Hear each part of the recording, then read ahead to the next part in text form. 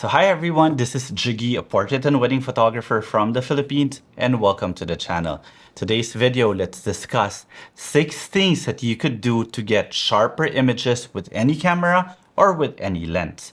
But before anything else, if you guys haven't subscribed to the channel and would want to learn more about off-camera flash photography or maybe just photography in general, feel free to check out the rest of the videos in this channel because I have a ton of photography tutorials in the channel already. And if you want to see some of the images that I've created, you could always find me on Instagram. It's at Jiggie Alejandrino. So with that out of the way, let's discuss 6 basic things that you guys can do without even having to upgrade your camera or your lens to create fantastically sharp images. So these are the things that should be in your head whenever you are actually shooting. Now the first one is as simple as this. Make sure that you have the proper stance whenever you are shooting. What's the proper stance? Well, it differs for everyone, but the most important thing is that you're stable. You're not leaning forward, you're not leaning back, you're not holding it with one hand. That you can't really hold it with one hand unless you're very strong. But remember, if your camera is shaking, you're definitely not going to get any sharp images there. So even when you're holding your camera this way, it's best to tuck in your elbow here and use your body as a tripod. Use your body as a tripod. Have your feet wide apart, but not too wide, just enough to give you a very stable stance. In other words, you're creating a tripod for your camera using your body. So that's very basic. I'm sure most of you know that already, but especially for the beginner photographers out there, it's something to actually remember.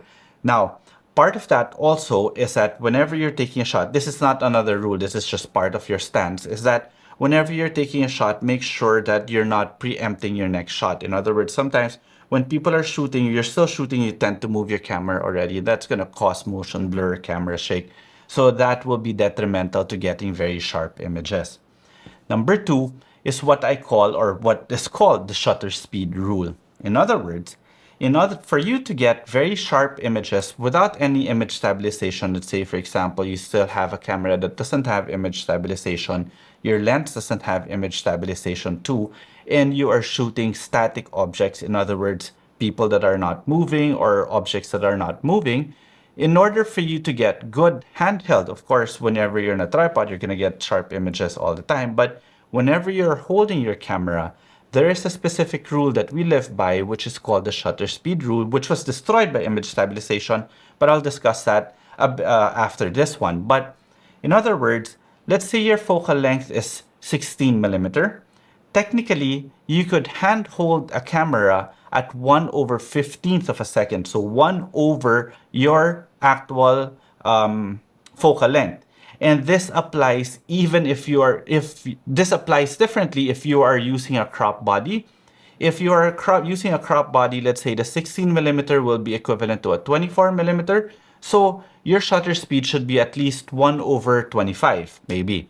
So it works the same way, especially for the wider focal lengths, 1/35, 1/40, 35 millimeter could be 1/40, 50 millimeter could be 1/60, 85 millimeter for me, 1/100 would be safe. But the longer your focal length is, the faster your shutter speed would be. I would actually put it on a safe side ×3 if you're shooting at 200 millimeter handheld without any image stabilization. Safest would be 1/600. So anything over 100 millimeter, further I would multiply your shutter speed by 3. So that's a basic rule. However, now with image stabilization, it just changes everything. Like I could easily handheld a shot at 1/1/4 of a second and still not get any camera shake. That's how good image stabilization is now. So that's it. So that shutter speed rule, especially for the older cameras that don't have in-body stabilization or for lenses that don't have image stabilization, always follow that rule to get sharper images. Then the third one is that never shoot wide open. Even if you have a lens that's beautiful, you've got a 1.4, 1.8, the tendency of lenses are really going to be soft wide open. Stopping down by 1 stop will give you sharper images than that of a wide open shot, unless you are using a really high-end lens. The high-end lenses really pride themselves by saying it's sharp wide open. See the term sharp wide open.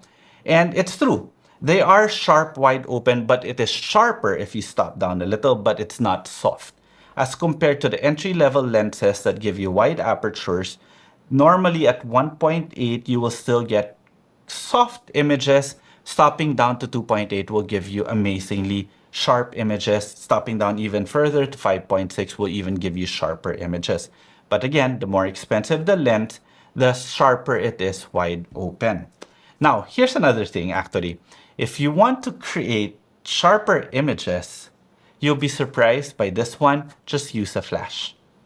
If you use a flash, don't ask me to explain because there's so many technical aspects that goes behind it, but using a flash will give you sharper images than continuous light or natural light. That flash just really makes the image pop. Oh, by the way, let me go back to the second reason about the shutter speed rule. If you are shooting moving subjects, I'm sorry, I missed out on that one, so let me go back there.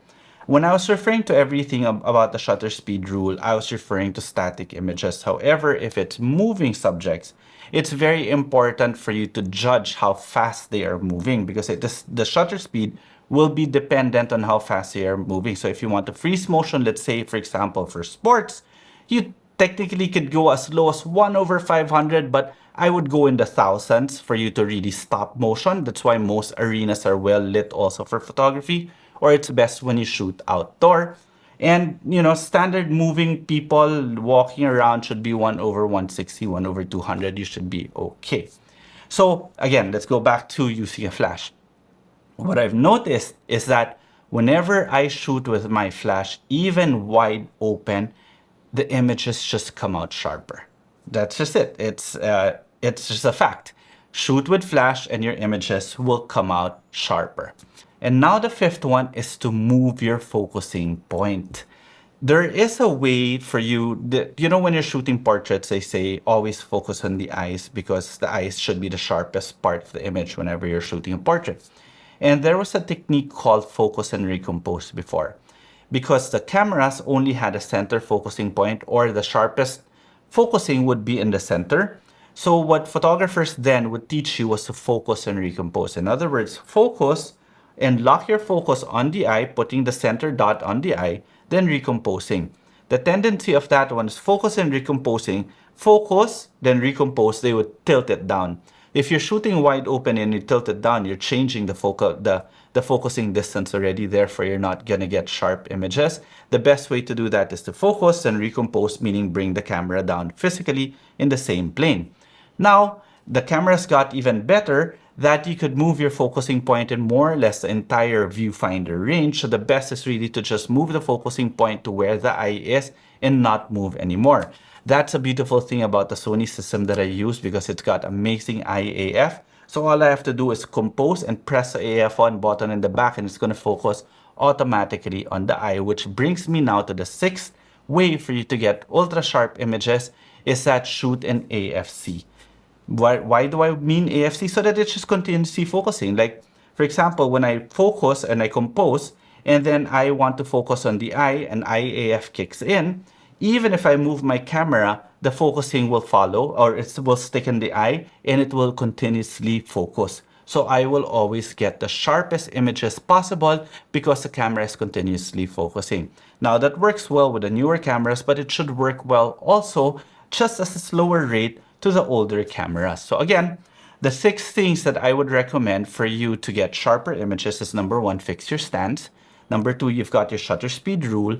Number 3, don't shoot wide open. Number 4, use a flash. Number 5, change your focusing point. And number 6, use AFC. Okay, so if you guys have any questions with regards to this video, feel free to leave them in the comment section below.